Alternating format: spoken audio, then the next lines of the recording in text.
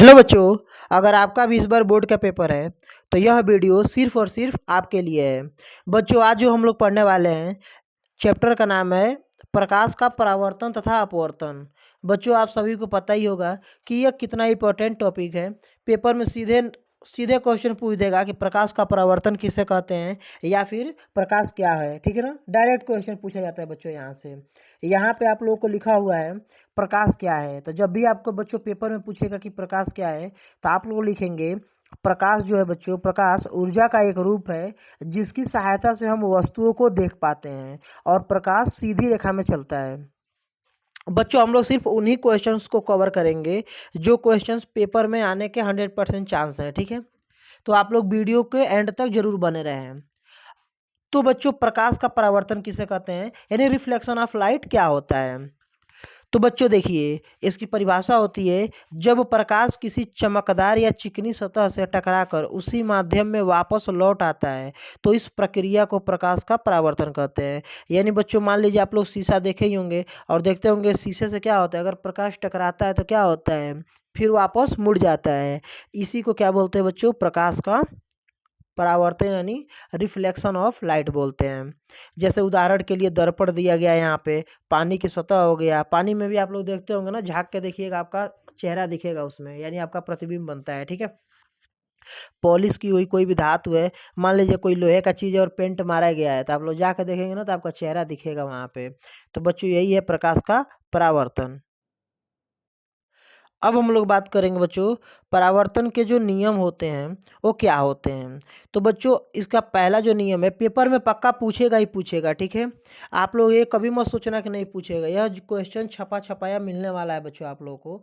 यहाँ पे लिखा गया है कि प्रकाश के नियम जो होते हैं यानी लॉ ऑफ रिफ्लेक्शन क्या क्या होते हैं।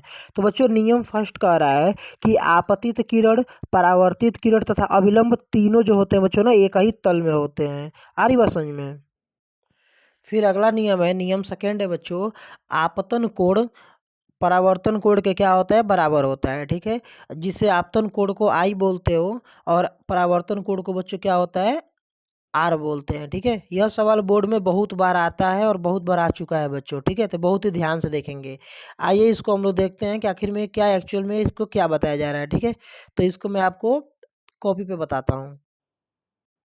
तो यहाँ पे बच्चों आप लोग देखेंगे कि एक जो किरण आ रही है यहाँ से, इसको बोलते हैं आपतित किरण, और यहाँ पे आई और जैसे यहाँ पे दर्पण से क्या होगी, टकराएगी यहाँ पे, तो यहाँ से क्या होगी बच्चों, यहाँ से सीधे निकल जाएगी, इसको बोलेंगे परावर्तित किरण। ठीक है, और आप लोग देखोगे कि यह जो अभिलंब है, यह अभिलंब हम लोग अपने पास से खींचते हैं तो आप लोग देखेंगे कि आपतित किरण और यहाँ पे अभिलंब के बीच में क्या हो रहा है, एक यहाँ पे कोण बन रहा है बच्चों, तो इसी कोण को बोलते हैं आपतन कोण और इसी को बच्चों आर से दिखाते हैं। ठीक है, कोण आर एंगल आर लिखते हैं, सॉरी एंगल आई लिखते हैं बच्चों, ये एंगल आई होता है। ठीक है, और यहाँ पे जो होता है, जो यहाँ पे परावर्तित किरण हो जाती है, यहाँ पे एंगल आर बनता है। ठीक है, तो आप लोग इसको ध्यान देंगे और ये फिगर एकदम दिमाग में आप लोग देख लीजिए, एकदम दिमाग में बैठा लीजिए, पक्का पेपर में आने ही आने वाला है क्वेश्चन। ठीक है बच्चों, ऐसे ही क्वेश्चन पूछे जाते हैं। और देखो पेपर में ना दो ही चीज़ के नंबर मिलते हैं, एक तो हैंड राइटिंग अच्छी होनी चाहिए और दूसरा आपको फिगर बनाना बनाना आना चाहिए। ठीक है, फिगर बना हुआ है ना तो एग्जामिनर आप क्या लिखे एग्जामिनर देखेगा भी नहीं, बस आपको फिगर आना चाहिए कि हाँ भाई फिगर ऐसे होता है, ऐसे बना होता है। ठीक है, अब बच्चों हम लोग बात करेंगे, कोई एक स्फेरिकल मिरर हो यानी गोलाकार दर्पण हो।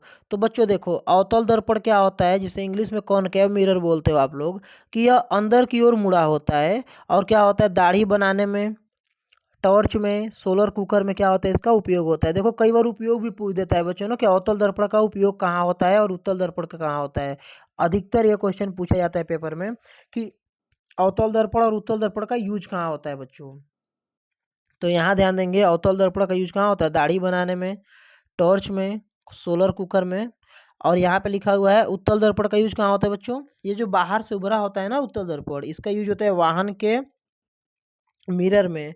आप लोग देखते होंगे कि अगर फोर व्हीलर है और फोर व्हीलर का मिरर में आप लोग देखते हो कि पीछे से चार गाड़ियां आ रही हैं तो चारों दिख जाती हैं मिरर में। सोचो इतने से छोटे मिरर में चारों गाड़ियां दिख जाती हैं। तो ये बच्चों किस वजह से होता है, तो यह होता है उत्तल दर्पण में लगे शीशे की वजह से। ठीक है, गाड़ी में लगे शीशे की वजह से, और जो कौन सा शीशा होता है, उत्तल दर्पण होता है। ठीक है, तो यहाँ पे बच्चों आप लोग सामने एक इमेज दिख रहा होगा और यहाँ पे इमेज में आप लोग ध्यान से देखोगे ना तो यह जो इमेज है, तो यहाँ पे बच्चों जो यहाँ पे कोई एक कार है और इसका एक साइड मिरर है, ठीक है। और इसमें आप लोग देख सकते हो कि पीछे से एक गाड़ी आ रही है, तो ये गाड़ी कितनी छोटी दिख रही है बच्चों, देख रहे हो आप लोग। और यहाँ पे पीछे का जितना भी ये वाला व्यू था ना, ये वाला जो ये पूरा व्यू पीछे दिख रहा है, देख रहे हो जितने खेत हैं सब कुछ दिख रहा है, जितने साइड में है ना सब कुछ दिख रहा है बच्चों, देख रहे हो आप लोग। यहाँ पे लिखा गया है object in mirror are closer than they appear, यानी यह जितना दिख रहा है ना उतना क्लोज नहीं है बच्चों, यह असल में यह जो जो इमेज दिख रहा है, ठीक है। तो आप लोग देख सकते हो यही उत्तल दर्पण की क्या है खासियत है बच्चों, ठीक है। जैसा कि बच्चों यहाँ पे लिखा गया है दर्पण से संबंधित मुख्य शब्द, यानी कुछ ऐसे शब्द होते हैं जो बहुत बार यूज होते हैं, जैसे ध्रुव क्या होता है, वक्रता केंद्र क्या होता है, फोकस क्या होता है, फोकस दूरी क्या होती है, ठीक है। F=R/2, ये सारी चीजें हम लोग देखेंगे इस फिगर के माध्यम से।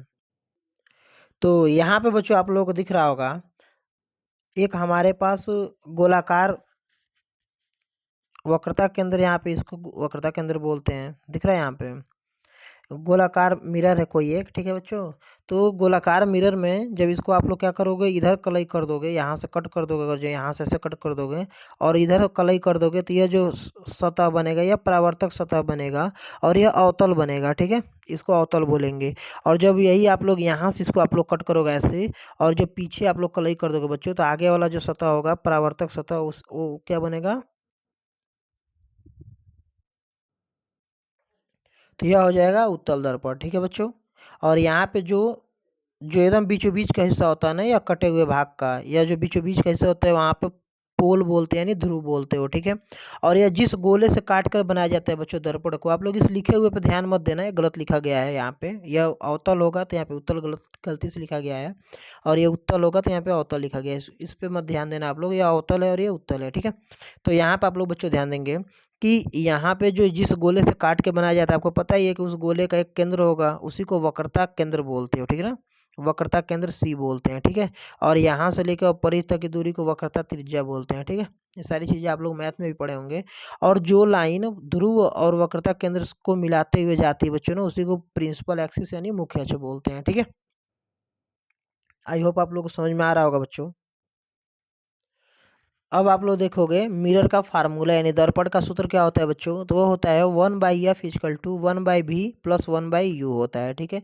यह बहुत ही इंपॉर्टेंट फार्मूला है क्योंकि इस पे बहुत ज़्यादा क्वेश्चन पूछे जाते हैं बच्चों, ठीक है। जहाँ F क्या होता है बच्चों, F से होता है फोकस दूरी, V का मतलब होता है बच्चों प्रतिबिंब की दूरी, यानी जो इमेज बन रहा है ना वो कितना दूर बन रहा है, ठीक है। और यू का मतलब होता है वस्तु की दूरी, यानी यू जो है वो लेंस से कितने दूरी पे रखा गया है उस वस्तु की दूरी बोलते हैं, ठीक है बच्चों। अगला है मैग्निफिकेशन यानी आवर्धन। आवर्धन बहुत बार पेपर में पूछा जाता है, इसका फार्मूला होता है M=-V/U।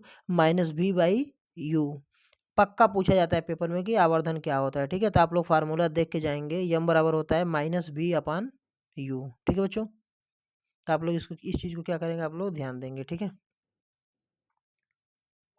अब हम लोग बात करेंगे बच्चों प्रकाश का अपवर्तन यानी रिफ्लेक्शन ऑफ लाइट क्या होता है। तो जब भी पेपर में पूछे ना कि अपवर्तन क्या होता है, देखो अभी तक हम लोग परावर्तन पढ़ रहे थे, रिफ्लेक्शन पढ़ रहे थे, अब रिफ्रैक्शन है, ठीक है ना, ध्यान देंगे आप लोग। प्रकाश का अपवर्तन, तो जब भी पेपर में पूछेगा तो आप लोग परिभाषा लिखेंगे बच्चों कि जब प्रकाश एक माध्यम से दूसरे माध्यम में जाने पर अपनी चाल बदलने के कारण मुड़ जाती है, तो इसे प्रकाश का अपवर्तन कहते हैं। उदाहरण के लिए हम लोग देखेंगे पानी में डाली हुई पेंसिल टेढ़ी दिखती है, ठीक है। आप लोग एक ग्लास ले लेना और उसमें क्या करना है, पेंसिल डालना, और आप लोग डालने पे देखोगे ना कि लगेगा कि पेंसिल टेढ़ा है, ठीक ना। सिक्का पानी में ऊपर उठा हुआ दिखता है। बच्चों आपको पता है कि जब आप लोग एक सिक्के को देखोगे ना, तो पानी में कोई भी पानी वाला बर्तन ले लेना, एक बर्तन में पानी भर के देख लेना, उसमें एक सिक्का डाल के लगेगा सिक्का उठा हुआ है नीचे से, ठीक है। तो क्यों होता है बच्चों, वो होता है प्रकाश का अपवर्तन, इसी वजह से, ठीक है। जैसा कि बच्चों आप लोग इस इमेज में देख सकते हो, अगर हम लोग यहाँ से अगर कोई सिक्का मान लो कोई कॉइन है और हम लोग यहाँ पे एक ग्लास में रखे हुए हैं नीचे, ठीक है, कोई भी बर्तन हो जिसमें पानी भरा हो तो नीचे है, लेकिन जब बच्चों आप लोग देखोगे ना यहाँ से ऊपर से अपने आँख से, तो ये आपको कहाँ दिखाई देगा, लगेगा कि सिक्का यहाँ ना हो के सिक्का कहाँ पे, यहाँ पे उठा हुआ है, ठीक है। और ये क्यों होता है बच्चों, यही रीजन है प्रकाश का परावर्तन का, सॉरी प्रकाश के अपवर्तन का, ठीक है। तो यही इसी नियम को कहते हैं प्रकाश का अपवर्तन, ठीक है बच्चों। आप लोग ध्यान से देखेंगे, प्रकाश के अपवर्तन से क्या समझते हो, चित्र द्वारा स्पष्ट कीजिए। क्वेश्चन पूछा गया था पिछली बार भी, ठीक है। तो आप लोग क्या लिखेंगे, किसी एक समांग माध्यम से प्रकाश की किरणें सीधी रेखाओं में चलती हैं, परंतु जब प्रकाश की कोई किरण एक पारदर्शी माध्यम से दूसरे पारदर्शी माध्यम में जाती है तो वह अपने प्रारंभिक मार्ग से क्या होती है बच्चों, विचलित होकर किसी अन्य दिशा में एक सीधी रेखा में चलने लगती है। प्रकाश किरण के एक माध्यम से दूसरे माध्यम में जाने पर अपने मार्ग से विचलित होने को प्रकाश का अपवर्तन कहते हैं। अब देखो इतना याद करने की जरूरत नहीं है आपको, आपको बस इतना याद करना है कि प्रकाश किरण के एक माध्यम से दूसरे माध्यम में जाने पर अपने मार्ग से विचलित होने को प्रकाश का अपवर्तन कहते हैं। और आप लोग ये फिगर ध्यान से देख लो, ठीक है। यहाँ पे देखो एक किरण आ रही है जिसको आपतित किरण बोलते हैं, और ये किरण क्या हो गई, थोड़ी अभिलंब की तरफ मुड़ गई, ठीक है ना, ऐसे सीधे न जाके, ऐसे इसको सीधे जाना चाहिए ऐसे, लेकिन ये क्या हो गया, ऐसे मुड़ गया। तो इसे क्या बोलेंगे आप लोग, अपवर्तन बोलोगे, ठीक है। या फिर यहाँ पे देखो, यहाँ पे आपतित किरण आई और यहाँ पे क्या हो गई, ऐसे ऐसे सीधे न जाके बच्चों कहाँ गई, ऐसे ऊपर की तरफ मुड़ गई। जो मुड़ती है उसको अपवर्तित किरण बोलते हो, ठीक है। तो इसे ही क्या बोलते हो बच्चों आप लोग। अब देखो, जब माध्यम बदलेगा तो ये देखो, जब कांच में है, कांच में है ना, जब कठोर चीज में जाएगा तो क्या होगा, अभिलंब के पास आएगा। और जैसे ही ना कांच चीज, मतलब सघन और विरल बोलते हो, सघन में जाएगा तो क्या हो जाएगा, पास में हो जाएगा अभिलंब के, और जैसे ही विरल में जाएगा ना तो अभिलंब से दूर हो जाएगा, देख रहे हो आप लोग। तो जब आती है तो अभिलंब से और आपतित किरण के बीच में एक कोण बनता है, इसको आई बोलते हैं, ठीक है। और जब अपवर्तित होती है ना तो अभिलंब से और अपवर्तित किरण के बीच में जो कोण बनता है उसको आर बोलते हो, ठीक है। और यहाँ पे देख रहे हो आप लोग, जैसे ही यहाँ पे ऊपर वायु था नीचे कांच था, और जैसे यहाँ पे माध्यम बदला, कांच ऊपर गया और वायु नीचे आया, तो क्या हो जाएगा, ये आपतित किरण आ रही है और जैसे ही अभिलंब से दूर हटेगी तो आ रही है, और अभिलंब के बीच में एक कोण बन रहा है जिसको आई बोलेंगे। और यहाँ पे आप लोग देखोगे कि अभिलंब और यहाँ पे आपतित किरण के बीच में एक कोण बन रहा है, इसको आर बोलेंगे, ठीक है। इसी को स्नेल का नियम भी बोलते हैं, साइन आई बट्टे साइन आर, ठीक है बच्चों। बच्चों पेपर में बहुत बार पूछ देता है कि स्नेल का नियम बताइए, यानी अपवर्तन का नियम या फिर स्नेल्स लॉ, ठीक है। तो स्नेल का नियम बच्चों क्या होता है कि आपतित किरण, अपवर्तित किरण और अभिलंब एक ही तल में होते हैं, जिसका फार्मूला होता है साइन आई बट्टे साइन आर इक्वल टू स्थिरांक, यानी कोई एक कांस्टेंट के है, ठीक है। आ रही बात समझ में बच्चों। तो आज की क्लास में बच्चों हम लोग इतना ही रहने देते हैं, कल मिलते हैं एक नए वीडियो के साथ। तब तक के लिए आप लोग तैयारी करते रहिए, और अगर कोई भी दिक्कत हो वीडियो को समझने में या फिर कोई भी दिक्कत हो, कोई भी क्वेश्चन हो तो आप लोग कमेंट में ज़रूर बताएं। वीडियो को ज़्यादा से ज़्यादा शेयर करें, पेपर ज़्यादा दिन नहीं बचा हुआ है तो आप लोग घूमना बंद कीजिए और सिर्फ पढ़ाई पर ध्यान दीजिए। पेपर के लिए best of luck, thank you so much.